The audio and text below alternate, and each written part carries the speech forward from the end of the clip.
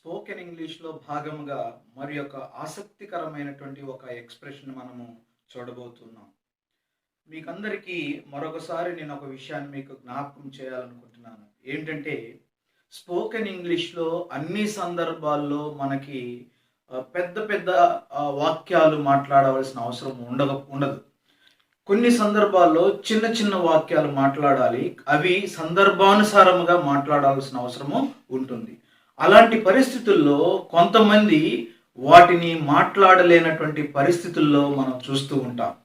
అంటే సందర్భం ఏదైనప్పటికీ కూడా చక్కగా సందర్భానుసారము ఒక చక్కటి ఎక్స్ప్రెషన్ ఉపయోగించి ఇంగ్లీష్ మాట్లాడాలంటే మనకు అన్ని ఎక్స్ప్రెషన్స్ మీద మనకు పూర్తి అవగాహన అవసరము. అయితే ఇక్కడ మీకు రెండు విషయాలు మీకు జ్ఞాపకం చేస్తున్నాను. మొట్టమొదటి ఏంటంటే మనకు తెలియనటువంటి ఎక్స్ప్రెషన్స్ అన్నిటిని మనము తెలుసుకోవటానికి ప్రయత్నం చేయాలి.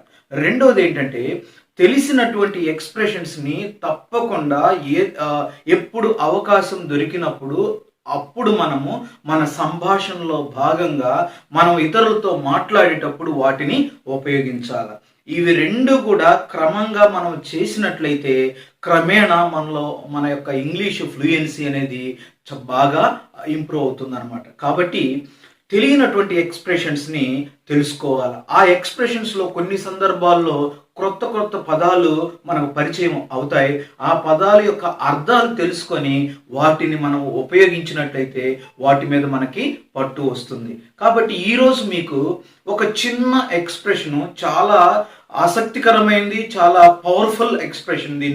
ఇది మనం ఇతరులతో మాట్లాడేటప్పుడు వారు ధైర్యాన్ని కోల్పోయినప్పుడు వారికి ధైర్యాన్ని ఇవ్వాలన్నా, వారు నిర్లక్ష్యంగా ఉన్నప్పుడు వారికి జాగ్రత్తలు చెప్పాలన్నా, ఒక వ్యక్తి యొక్క పరిస్థితిని చూసి మనం ఏదైనా సలహా ఇవ్వాలన్నా, ఎలా ఉండాలి మీరు, ఎలా ఉండకూడదు అనే అంశాలను మనం చెప్తూ ఉంటామన్నమాట. మనకి సహజంగా పెద్దలు మనల్ని అలర్ట్ చేస్తూ ఉంటారు. నీవు ఇలా ఉండు, నువ్వు ఇలా ఉండవద్దు, నువ్వు ఇలా ఉండు, నువ్వు ఇలా ఉండకూడదు అని మనకు చెప్తూ ఉంటారనమాట. అలాంటి సందర్భాలని తెలుగులో మనం తరచుగా వింటూ ఉంటాము. వాటిని ఇంగ్లీష్ భాషలో చాలా సులభంగా మీకు నేను పరిచయం చేస్తాను. అయితే మీరు రెండు పదాలు ఇక్కడ గుర్తుపెట్టుకోండి. ఏంటంటే ఇక్కడ మొట్టమొదటి ఏంటంటే బి అనేటటువంటి ఒక పదం. బి అనేటువంటిది దీని యొక్క అర్థం ఏంటంటే ఉండు అని తెలుగులో అర్థము, లేదా ఉండండి అని అర్థం. దీనికి నెగిటివ్ ఏంటంటే డోంట్ బి అంటే ఉండవద్దు లేదా ఉండకండి అని అర్థం అనమాట. ముందు ఈ బి అనేటువంటి పదానికి అర్థం తెలిసినట్లయితే దీని తర్వాత వచ్చేటటువంటి పదం యొక్క అర్థాన్ని బట్టి మన యొక్క ఆ వాక్యం యొక్క తీరు ఉంటుంది.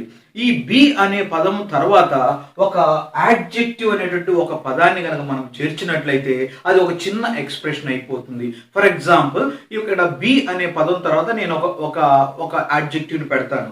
ఏంటంటే బి తర్వాత హ్యాపీ అని పెట్టాను. అప్పుడు ఏమవుతుంది? బీ హ్యాపీ, నువ్వు సంతోషంగా ఉండు. అంటే మనము యు బీ హ్యాపీ అని అనాల్సిన అవసరం లేదు. బీ హ్యాపీ అన్నామంటే అర్థం ఏంటంటే మనం ఎవరితో మాట్లాడుతున్నామో వారు అని అక్కడ అర్థం వస్తుంది. కాబట్టి సంతోషంగా ఉండు అని అర్థము స్ఫురిస్తుంది. కాబట్టి మనము ఇతరులకి మనం ఏదైనా చెప్పాలనుకున్నప్పుడు ఈ బి ప్లస్ యాడ్జెక్టివ్ అనేటువంటి పదాన్ని ఉపయోగించి మనం చిన్న ఎక్స్ప్రెషన్స్ని చాలా మనం తయారు చేసుకోవచ్చు. అయితే ఇక్కడ ఒక విషయం ఏంటంటే మనకు పార్ట్స్ ఆఫ్ స్పీచ్లో వర్బ్సే చాలా ప్రాముఖ్యమైనవి అని మనం నేర్చుకున్నాము, విన్నాము, మనకు తెలుసు. ఆ తర్వాత వర్బ్స్ తర్వాత రెండవ ప్రాముఖ్యమైనటువంటి పార్ట్ ఆఫ్ స్పీచ్ ఏంటంటే యాడ్జెక్టివ్స్ కనుక మీకు ఒక 50 నుంచి 100 కనుక యాడ్జెక్టివ్స్ తెలిస్తే చక్కగా మీరు అన్ని సందర్భాల్లో స్పోకెన్లో మ్యాక్సిమం 100 కంటే ఎక్కువ అవసరం ఉండదన్నమాట. మనం నిత్యము మాట్లాడేటువంటి భాషలో మన యొక్క సందర్భాల్లో ఒక 100 యాడ్జెక్టివ్స్ కనుక మీకు తెలిసినట్లయితే మీరు అన్ని సిచ్యువేషన్ని చక్కగా మేనేజ్ చేసి ఇంగ్లీష్ మాట్లాడవచ్చు. కాబట్టి నేను ఇక్కడ మీకు ఈరోజు ఈ వీడియోలో మీకు ఒక 30 యాడ్జెక్టివ్స్ నేను పరిచయం చేస్తాను. ఆ 30లో మీకు ఒక 10 నుంచి 15 తెలిసి ఉండవచ్చు, కొంతమందికి 20 తెలిసి ఉండవచ్చు, కొంతమందికి 30 తెలిసి ఉండవచ్చు, కొంతమందికి 3 తెలిసి ఉండవచ్చు. అయితే ఇక్కడ వ్యూయర్స్ అనేవాళ్ళు రకరకాలుగా ఉంటారు కాబట్టి వారి యొక్క స్థాయిని బట్టి, వారి యొక్క బ్యాక్గ్రౌండ్ బట్టి ఆ ఎన్ని నేర్చుకోవాలో, ఎన్ని నేర్చుకున్నారో అనేది మారుతూ ఉంటుంది. కాబట్టి వీటిని నేను మీకు పరిచయం చేస్తాను. ఒక పాజిటివ్ యాంగిల్లో ఎలా చెప్పాలి, ఒక నెగిటివ్ యాంగిల్లో ఎలా ఉంటుంది, ఎలా అనేది మీకు నేను ఉదాహరణలతోటి దానికి తెలుగు యొక్క తర్జుమాతోటి నేను మీకు ఈ బోర్డు మీద పరిచయం చేస్తాను. బాగా చూడండి, బాగా వినండి, వాటి యొక్క అర్థం తెలుసుకోండి. ఆ సందర్భానుసారం వాటిని వాడటానికి, వాటిని మాట్లాడటానికి మీరు చక్కగా ప్రయత్నం చేయండి. చూడండి, బి అంటే ఉండు లేదా ఉండండి. Be plus adjective. ఇక్కడ మీరు పొరపాటు పడకూడదు. బి తర్వాత నేను చెప్పేటటువంటి పార్ట్ ఆఫ్ స్పీచ్ ఏంటంటే యాడ్జెక్టివ్ మాత్రమే ఉపయోగించండి. కొన్నిసార్లు నౌన్స్ను ఉపయోగించారనుకోండి, అప్పుడు అర్థం మారిపోతుంది. అంటే మీరు ఆ ఫార్మేషను లేదా ఆ స్ట్రక్చర్ అనేది తప్పు అవుతుంది అనమాట. అంటే నౌన్ వచ్చినప్పుడు ఇంకొన్ని మార్పులు ఉంటాయి. నౌన్ వచ్చినప్పుడు అక్కడ ఆర్టికల్ అనేది ఉపయోగించాల్సిన అవసరం ఉంటుంది. కాబట్టి మీరు యాడ్జెక్టివ్ని మాత్రమే ఎంచుకోండి. యాడ్జెక్టివ్ని మాత్రమే ఉపయోగిస్తే కరెక్ట్ అవుతుంది. అది తప్పుగా ఉండదు అనమాట. చూడండి, ఇక్కడ కొన్ని వాక్యాలు నేను రాశాను. ఇవన్నీ మనం తెలుగులో మాట్లాడుతూ ఉంటాము, వాటిని ఇంగ్లీష్లో ఇలా రాశాను అనమాట. ఇటుపక్క చూడండి, ఇవన్నీ కూడా పాజిటివ్ సెంటెన్సెస్, ఇవన్నీ కూడా నెగిటివ్ సెంటెన్స్. పాజిటివ్ కి చెప్పాలంటే బి ప్లస్ యాడ్జెక్టివ్ ఉపయోగించండి. నెగిటివ్ లో చెప్పాలంటే డోంట్ బి ప్లస్ యాడ్జెక్టివ్ అని ఉపయోగించండి. ఇక్కడ డోంట్ అంటే మనం నెగిటివ్ అనే సెన్స్ లో చెప్పటం కోసం డోంట్ అనేది వాడటం జరిగింది. ఇక్కడ చూడండి, మొట్టమొదటిగా అణకువతో ఉండు అంటాం. అంటే కొంతమంది వారి యొక్క స్థితిని బట్టి, స్థాయిని బట్టి కొంచెం గర్వంగా ఉన్నట్లు అనిపిస్తూ ఉంటారనమాట, కనిపిస్తూ ఉంటారు. ఎదుటి వారికి ఏమనిపిస్తుందంటే వాళ్ళ యొక్క స్థాయిని బట్టి వాళ్ళు చాలా గర్వం ఉన్నారు అనే ఫీలింగ్ కలుగుతుంది అనమాట. అందుకని తెలిసినటువంటి వారు, లేకపోతే వెల్ విషర్స్ అనేటువంటి వాళ్ళు, శ్రేయోభిలాషులు అయినటువంటి వారు ఏం చెప్తారంటే బీ హంబుల్. బీ హంబుల్ అంటే అణకువతోటి ఉండండి. అంటే మన యొక్క స్థాయి పెరిగే కొలది, మన స్థితి పెరిగే కొలది అణిగి మణిగి ఉండాలన్నమాట. అదే మన యొక్క సక్సెస్కి మొట్టమొదటి మెట్టు. కాబట్టి బీ హంబుల్, అణకువగా ఉండాలన్నమాట. మనకి ఎంత ఉన్నా, ఏమున్నా, ఎంత తెలిసినా, ఎంత స్థాయిలో ఉన్నా మనం ఎలా ఉండాలంటే హంబుల్గా ఉండాలి. అణిగి మణిగి అణకువతోటి ఉండాలి. అలాంటప్పుడు ఏం చెప్తామంటే బీ హంబుల్ అంటాం. ఆ తర్వాత సిద్ధముగా ఉండు అంటారు. చూడండి, అలాంటప్పుడు అంటే బీ రెడీ.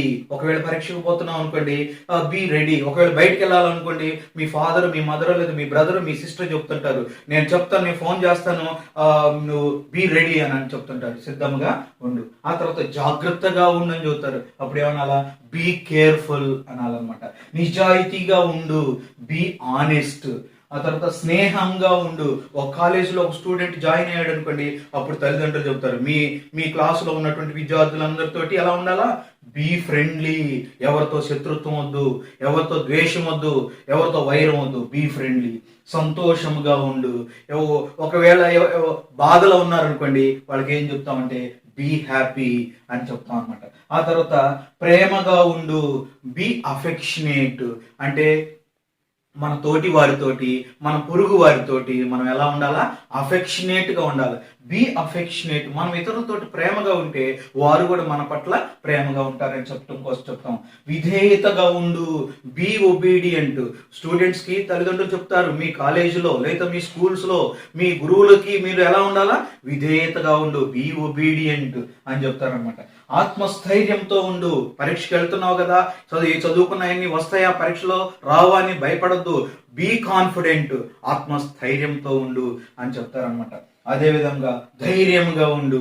ఏదైనా ఒక టెస్ట్కి వెళ్ళేటప్పుడు, లేకపోతే ఒక ఇంటర్వ్యూకి వెళ్ళేటప్పుడు, లేకపోతే ఏదైనా ఒక పరీక్షకి వెళ్తున్నప్పుడు కొంతమందికి అధైర్యం ఉంటుంది అనమాట. అప్పుడు ఏం చెప్తామంటే బీ బోల్డ్, ధైర్యంగా ఉండు అని చెప్తాం.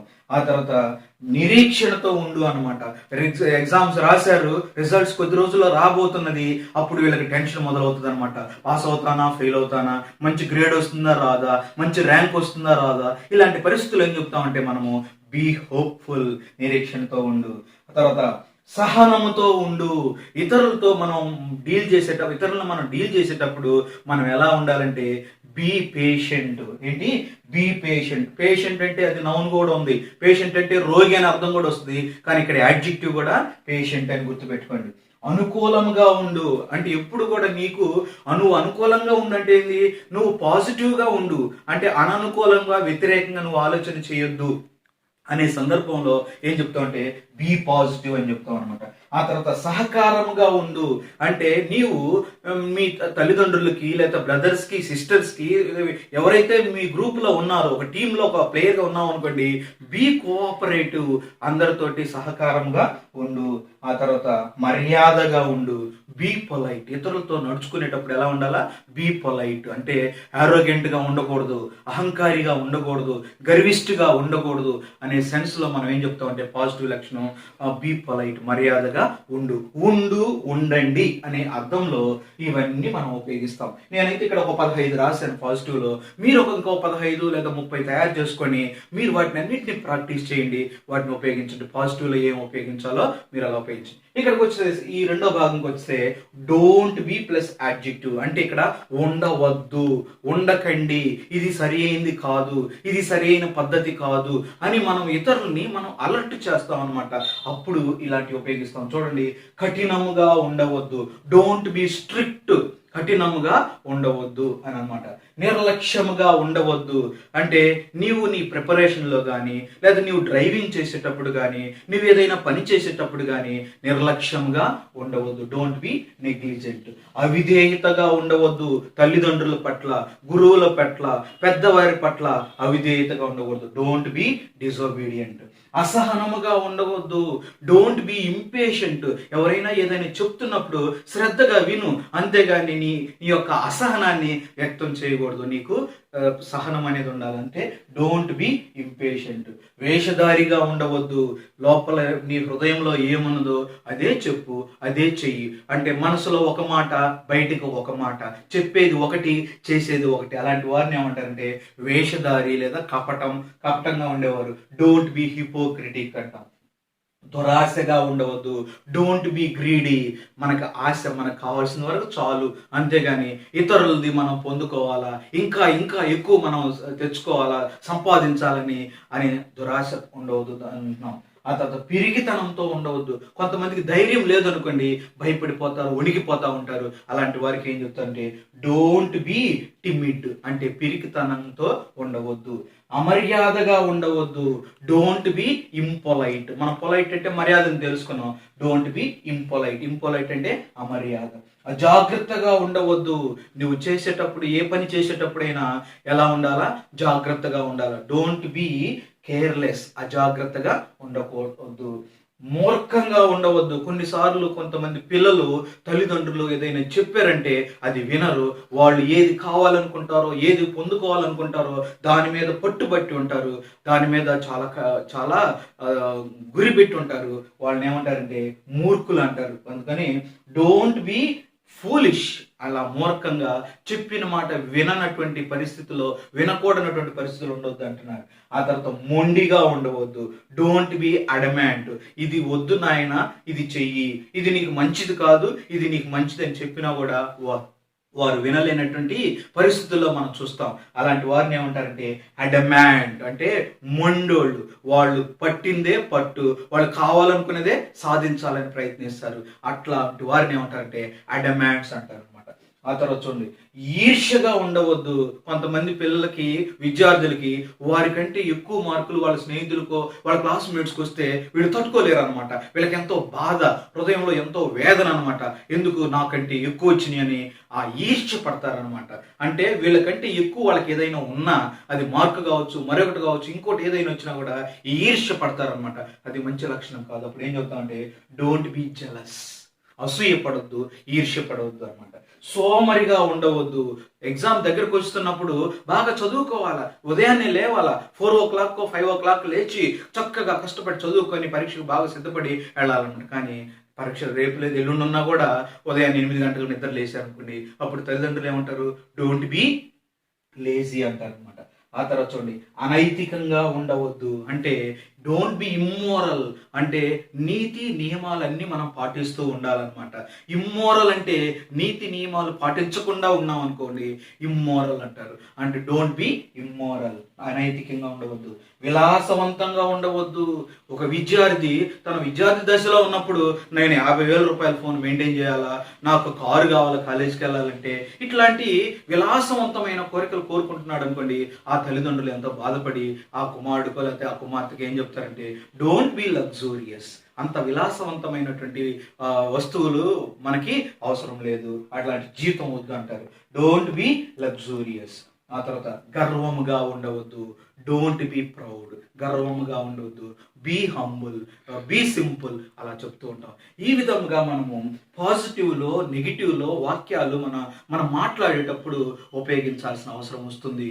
పాజిటివ్ చెప్పడానికి కొన్ని యాడ్జెక్టివ్స్ నేర్చుకోండి, నెగిటివ్ చెప్పడానికి కొన్ని యాడ్జెక్టివ్స్ నేర్చుకోండి. అయితే పాజిటివ్లో బీ ప్లస్ యాడ్జెక్టివ్ ఉపయోగించండి, నెగిటివ్లో డోంట్ బీ ప్లస్ యాడ్జెక్టివ్ని ఉపయోగించి మీరు సొంతగా కొన్ని వాక్యాలు తయారు చేసి మీరు చక్కగా ఇంగ్లీష్లో మాట్లాడండి. Please subscribe our channel English Victor. Thank you.